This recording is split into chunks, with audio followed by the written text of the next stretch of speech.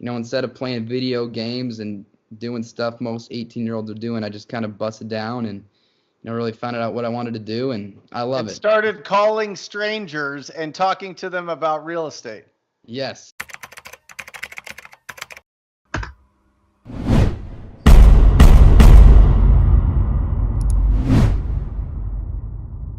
Welcome, everybody, to the Wholesaling Inc. podcast, America's #1 podcast for new real estate investors, where we know that finding discounted properties is the most proven path to financial freedom. I am your host, Brent Daniels, Mr. TTP, and I am telling you, if I can do it, so can you. So let's get started. We are going into a time machine. We are going back in our brains on this podcast interview to what we were doing when we were 18 years old, or even better, just before you're 18, when you're 17 years old, because on this interview, I am interviewing an 18-year-old wholesaling prodigy coming out of my home state of Arizona. It is my pleasure to introduce Carter Libis to the Wholesaling Inc. podcast. Say hello, Carter. What's up, guys? Thanks for having me on, Brent. This is incredible because, and I just want to sink the hooks in for this podcast so the people are really going to listen to this.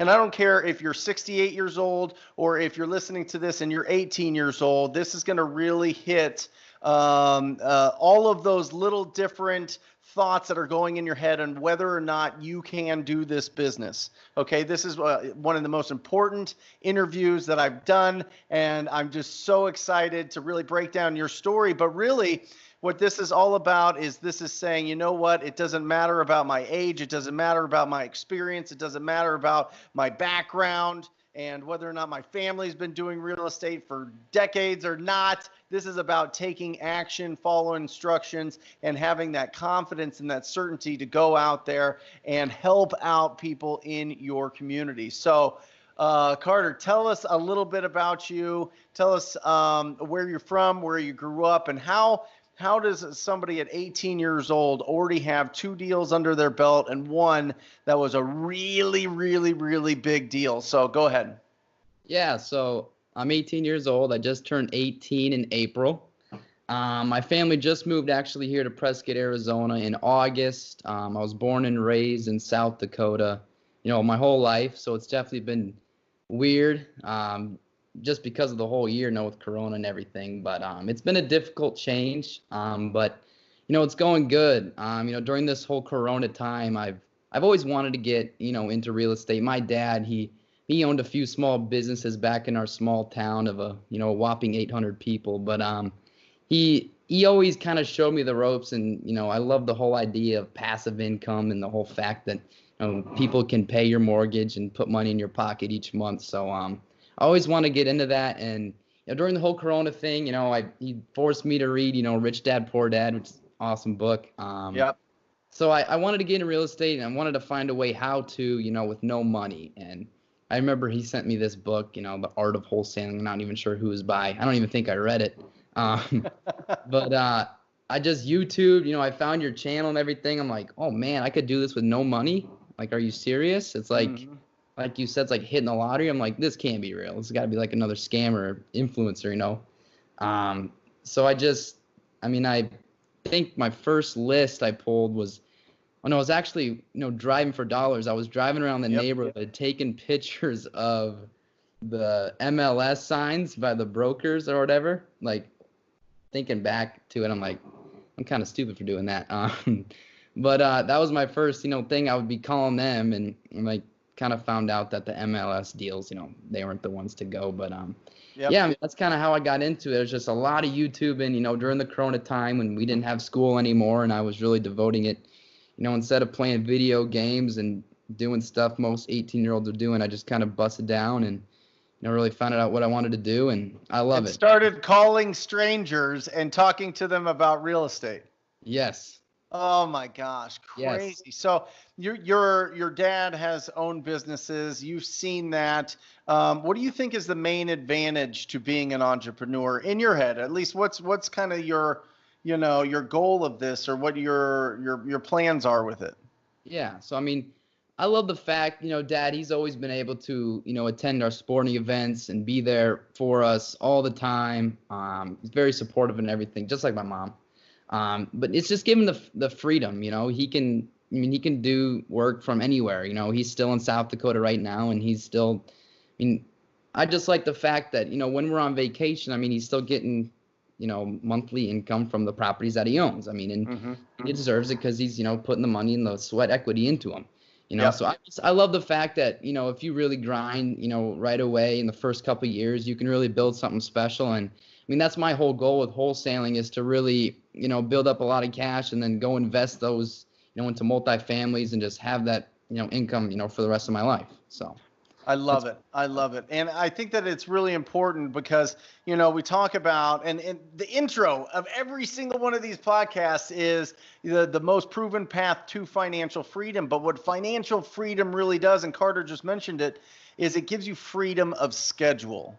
Okay, listen, we've got one shot at this life, right? And you only have a certain amount of time. It's absolutely critical that you get the most out of it that you can. And the only way really to do it in our society, in our world, in the way that things actually work, is to find that financial freedom, to be able to open up your schedule so that you can have the opportunity to go to sporting events, that you can have the opportunity to go on vacations, that you can have the opportunity to be around your children, your family, your friends, your whoever, whatever you want to do. Maybe you just want to be by yourself in the woods. Whatever it is, yeah. you need to be able to have the financial freedom to be able to have the freedom of schedule. And it's absolutely beautiful. I see the relationship that you have with your dad. You guys have come into the office. You guys have spent time. Anybody that's in the TTP family, once things open up and once things get back to normal with the whole COVID situation, are invited into my office,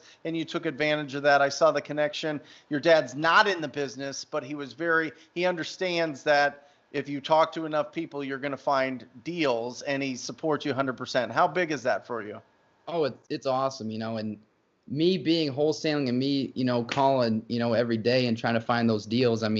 He loves the fact that, I'm doing this, because he'll have the first, option at those deals that, that could be fix and flips or just another, rental in the portfolio. But yeah, it's awesome. He loves the fact that and I've shown him proof that it's awesome. It's amazing. And my mom, on the other hand, too, she's great. She's so supportive. I'm very blessed to have a family like this. She works so hard too, and you kind of show her what I'm doing, and she's just, there on the sideline just cheering me on too. Just so proud. Yeah. It's great. Yeah, absolutely. That's incredible. And so when you were starting, weren't you nervous? I can imagine.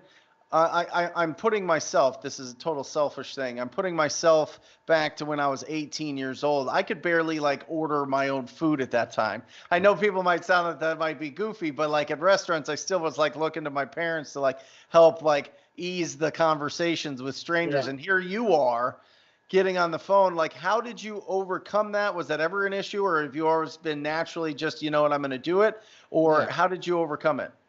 Yeah, so I think the thing with me is I've been blessed, to be able to talk to people. I've kind of always had that trait where, I'm very likable. I can always kind of relate to someone and, have a good conversation with them and get to know them. So I don't think it was too big of a deal with me. I never really had or was scared to jump on the phones and, have a conversation with somebody. Yep. So yeah, it's, once I, really get on the phone and having a conversation with them, I think I know I'm blessed to kind of build the rapport with them and really kind of get into them. It's the fact that when I go on appointments and they're like, I was the guy that I was talking to. So I'm in fact, that's a good thing, because they think they're talking to a, older, more mature person. In reality, I'm just, 18 trying to hustle. So, that's all it is. That's awesome. Well, and it's incredible, and it's rare. A lot of people don't have that, but some people do, and there needs to be an outlet for them to be able to be successful. And it 100% is wholesaling real estate. If you're one of those people out there that are listening or watching this, and you're like, you know what, I I feel fine. I'm not scared of people. I have big dreams. I want to hustle, but I don't want to do like the same hustle every 18-year-old is doing and not really making any money. I mean, you've done 2 deals for over $42,000 and you just started when? When did you start? I started in May. So it's been a couple months. Started in May. Guys, this interview is happening in July. That's how crazy this is. That's how, I mean, what an unbelievable talent you are. But talent only goes so far if you're not taking action, if you're not working it, if you're not actually staying consistent with your efforts. So what does your day look like as an 18? You're out of high school now? Yeah, yep. I just graduated high school? Yep. Okay. About a month ago. I just had my graduation party 2 weeks ago. Cool. All right. Yeah, so my day, you know, I do have a job at a country club here in town in Prescott. I work about 3 to 4 days a week. You know, but when I'm not working, I try to follow that 9 to 11, 9 to noon time where I make calls. I'm probably averaging about an hour and a half a day, you know, on the dialer. Yeah. And with it, you know, what I believe is if I can do at least an hour and a half a day, I mean, just even a little bit each and every day, to, you know, to make those calls and be consistent. Because this whole business, it's all about just building the pipeline and get that, you know, ball rolling. And so if you can be consistent each and every day, you know, you'll do deals. And, you know, my whole goal right now is I want to do 1 deal a month, you know, so that's my main goal. Yep. So if I can be on the dialer for a couple hours, hour and a half a day, I feel like I can do that. But yeah, I mean, it's all about taking action, you know. So when do you prefer to make your calls? Is it the morning? Is it the afternoon? When do you find that you can be not only consistent and sustainable, but that you can have that energy, have that enthusiasm, have those really good conversations? Yeah, so I love the morning to make calls, you know, starting at 9:30 to like 11, you know, 12. Yeah. But I mean, I like to make calls the way it is, so I don't really care what time of the day it is, as long as I can make, you know, a couple hours where I can make calls and follow up with people. So it's fluid. Yeah. I mean, I'm not going crazy, you know, 6 to 7 hours a day. Kind of get worn out by then, but that 2 to 3 to, I mean, even 4 hours. I mean, I think it's perfect for me, and it gives me those little small wins to know that I'm building it up and the deals are going to start rolling in. So I really don't care, you know, what time of day it is. I like to knock it out, you know, early in the morning, so I got the rest of the day. Yep. You know, to do whatever stuff pops up. Yep. I like to get it up and get it over the way, so I'm not stuck, you know, having to squeeze it in at a certain point or not being able to do calls at all. So it's ideally I get up and I get, you know, right to it. So what did you what are the best lists that you like calling? Now that you've had a couple months under your belt, you're getting into a rhythm. Is there certain lists that you find easier to talk to than others? Not necessarily. You know, I really like the pre-foreclosure list. I have an agent in town that sends me that list pretty frequently. Yeah. But due to the whole Corona thing, the list is really small right now because the banks are giving you know, extensions and stuff like that. So I really haven't been, you know, targeting that list. But the past about month, I've been calling. You know, I got this list from List Source. I put Yavapai County, so it's the whole county. Yeah. 40 to 100% equity, just single family residents and up to multifamilies. So, and that was about 3,000 addresses. So I'm texting it and I'm calling it, and it should keep me busy for a while. I still got a lot of addresses to hit, but hopefully there's a few deals in there. What about driving for dollars? Yes. I kind of forgot about that. I just pulled a list. It was about 3 or 4 weeks ago. I got a list just here in Prescott. It was about 250 addresses that I got just from driving for dollars. Yep. But after LLCs and everything, I think it was down to like 180 that I was able to call. And that was good. I love that list, you know, because you're out there, you're finding those real properties that have, you know, real. Are you using an app? Yeah, I'm using Deal Machine. Deal Machine. Guys, listen, We get the biggest discount ever. Use the coupon code TTP for your driving for dollars. Yeah. It gives you everything. It gives you all the owner information, lets you know if it's owner occupied or if it's a rental. It's absolutely phenomenal. Dealmachine.com. TTP, when you check out, you get $10 off. It's only $40 a month. And it is, I mean, how easy it's. Yeah, Deal Machine is great because even if like we're going to church or we're going to a thing and I see a property, I'm in the back seat, I'll pull up the app and I'll zap it real quick. Yep.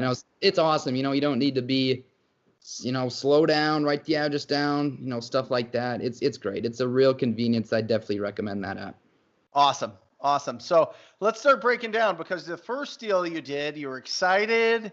Yeah. It wasn't that very big, but it did the crucial thing, which it took you from believing that you can do this to it being a fact that you can make money and income and close and help solve the problem of a distressed seller. So give us a first brief overview of the first deal that you did. Yeah. So the first deal, this was a pre-foreclosure. This was a list that the agent sent me. It was over in Camp Verde.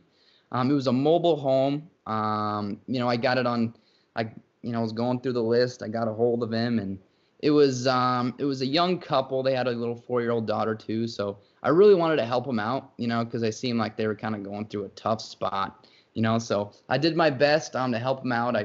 I mean, this is my first deal. So, this is a lot of first deal mistakes I'm about to say here, but yeah, the ARV, I don't know. I found this really nice, mobile home that was all fixed up. I'm like, well, that's what it would be like, if, someone comes in and buys it and fix it up. And that was like $195.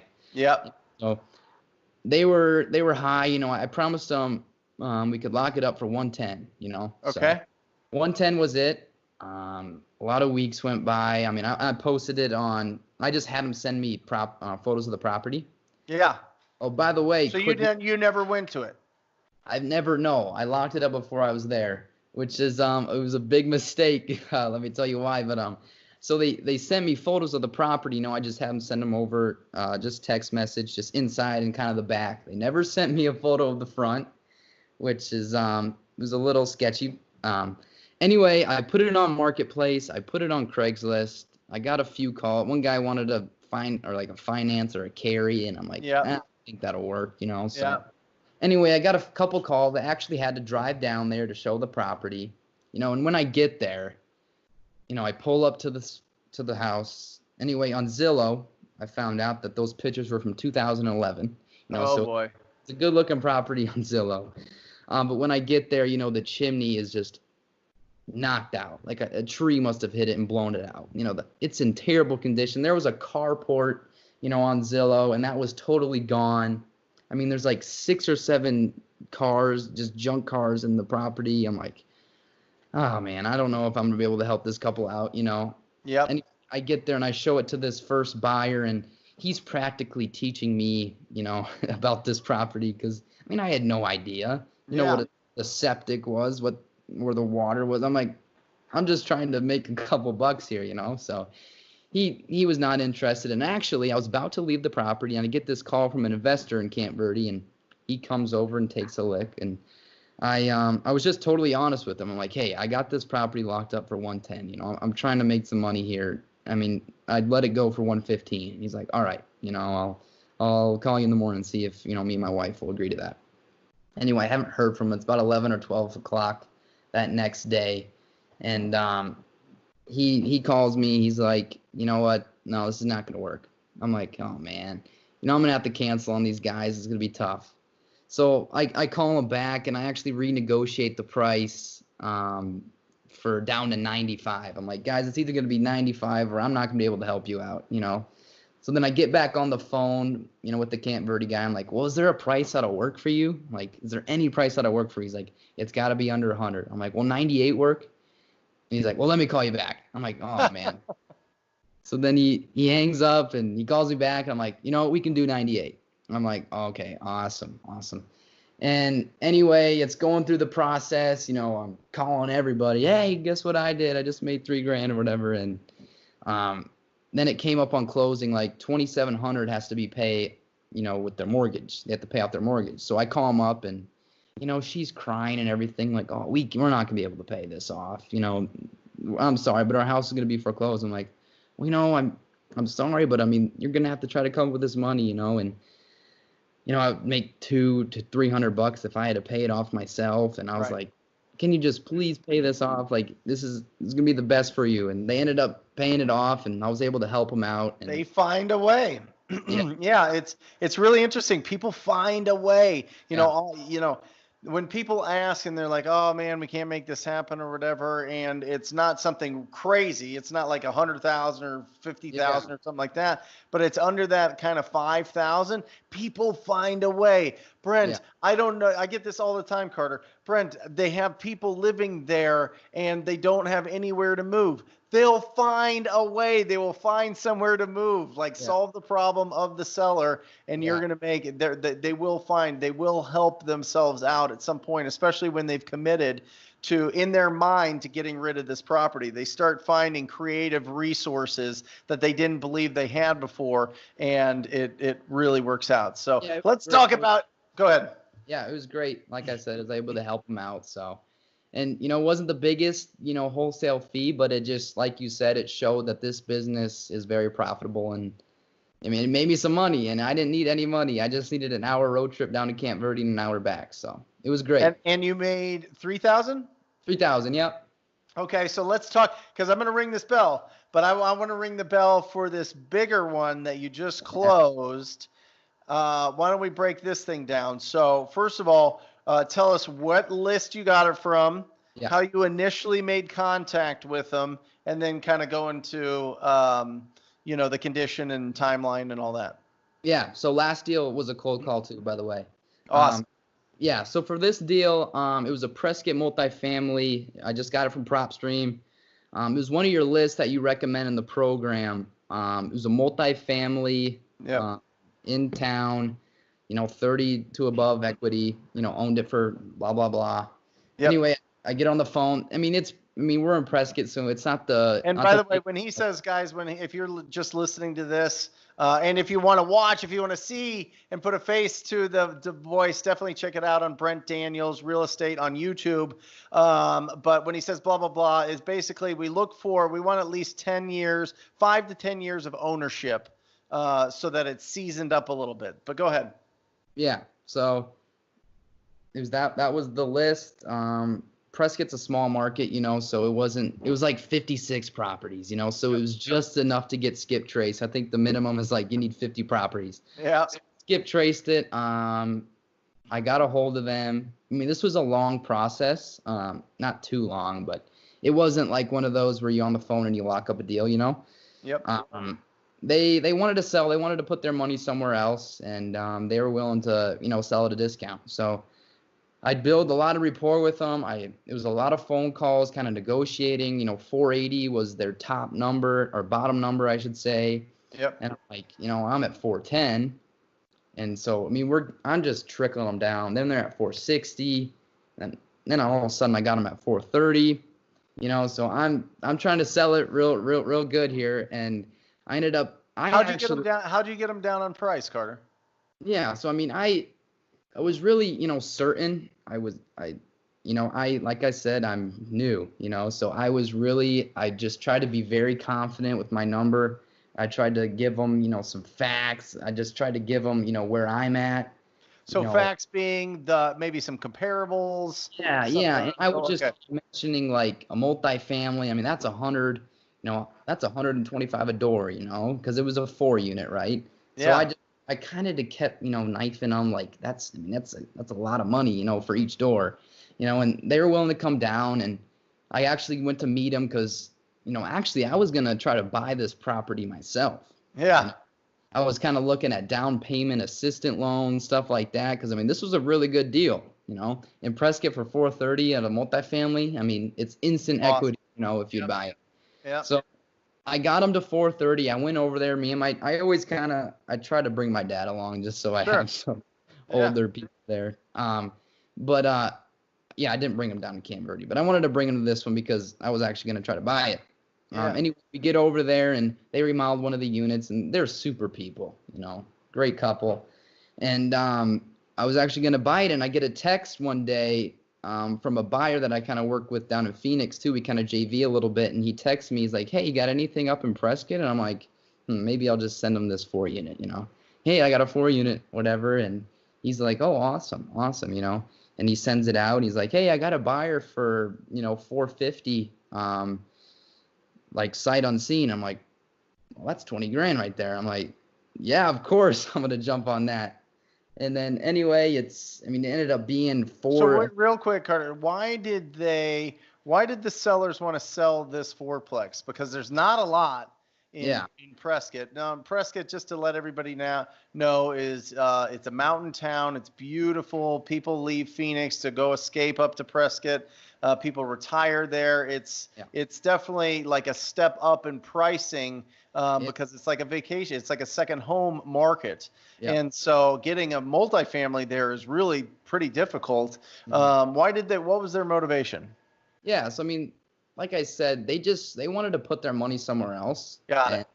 I mean, they didn't really have too much like, oh, we got to get out of here, you know? Yeah. They wanted to move on from that property. I think they were kind of just tired of it, even though they only owned it for like 4 or 5 years, you know? So they just wanted to put their money somewhere else and just get rid of it, you know? So I offered them speed and convenience, and they were going to deal with me, you know? Yep. I think they were going to list it on the market for like 520 or 530 too, you know? So I'm like, yeah, let's do this deal, you know? Let's do it. I try to come up with the money and put it back on the market, you know? Yeah. But yeah, so I JV'd with the guy down in Phoenix. We ended up, I think the closing was like 470, you know, so it was about $40,000, and I netted 20,000 to me. So it was super good. I mean, it literally. So this was truly a $40,000 deal if you had a big enough buyer base. Yeah. I could have. And my mistake here was I just didn't know the market enough. Like I could have marketed this so much higher. When I got the text like, "Hey, I could sell this for 450," I'm like, I mean, that's 20 grand. Like, that's got to be the best thing ever. So I just went along with it. Now you know, though, and not only that, you got a learning experience and a $20,000 check, and you just had your high school graduation party 2 weeks ago. Hold on a second. Thank you. Yeah, it's awesome. So it went through. I mean, it was super quick process. I mean, I didn't have to do any disposition, you know. So I just send it to really any of my buyers. Like I said, I just jumped on it. So it was great, you know. But like I said, I learned that I probably could have made a little bit more money, but you just got to be grateful and move on to the next one. So it was awesome. Incredible. So speak now to somebody that's just starting out, somebody that's getting going in this business, somebody that's inspired. Well, first of all, if people want to reach out to you and just tell you great job, or talk to you, or maybe connect with you and joint venture with you in the markets that you work in, how do people get in touch with you? What's the best way? Yeah, so I mean, my Instagram, you can message me on there. It's Carter_Libis, and Facebook. It's CARTER_LIB as in boy IS. You know, awesome. And you can search that name on Twitter, on Facebook. I'm always replying to, and yeah, reach out. I'd love to help you as much as I can. Like I said, I only started a couple months ago, but I've been learning a lot. I'm soaking in a lot of your information, a lot of other people's information, reading a lot of books. So I'm doing my best to learn as much as I can. So yeah, feel free to reach out, and I'd love to try to help you guys and even JV on some deals and get some checks together. So yeah, I love it. So give some advice to somebody starting out. Yeah. So I mean, if you're starting out and you're on the verge of thinking if this is the right thing for you, honestly, if you guys can do a little bit each and every day. I mean, my main thing, if you can be consistent on this thing, on this whole wholesaling business, it's truly like hitting the lottery. Like if you can find a good discounted deal and build rapport, that's another thing. It's like 10% knowing real estate and like 90% just emotion, building rapport with the sellers. I mean, if you can become friends with them, I mean, that should be your goal for each and everything. Gain a friend. I mean, if you're on the phone and you're going on appointments, try to just know as much about them. What's their dog's name? What's their favorite color? Stuff like that. and build up a true, relationship with them, they're willing to do business with you. And if a guy comes in 20 grand higher, I mean, they're declining it and doing business with you. So, I mean, if you can build rapport, stay consistent, I mean, it's awesome. Wholesaling is great. Please get into it. I mean, just pick up the phone, go, talk to an agent. They're more than likely loving to send you a list of pre-foreclosures. Just go drive for dollars, write down some addresses, just give them a call, because literally one deal, it's insane. I mean, if you can find a good deal, you're going to be able to move it. A buyer's going to want it. So I love it. I love it. Well, thank you so much for being on here. Yes. Guys, just a little bit of resources that he was talking about. Deal Machine for your driving for dollars. Use the TTP coupon code. Carter mentioned PropStream. You can get that at TTP DATA. DATA.com. It is phenomenal, and they just came out with a free app if you get the subscription there. And then also he talked about skip tracing. And if you're not familiar with that, that is the method that you use to get accurate phone numbers for the addresses that you're trying to get a hold of, and that's batchskiptracing.com. So, Carter, phenomenal, man. So excited for you. I love that you're here. I love that you come down. We're going to spend some time together and mentor you personally and work with you and just see you do what you do. You do all the hard work. I've just got the plan and I've got the map, and I'm your guide. So you've provided me with a lot of information, and your program is awesome.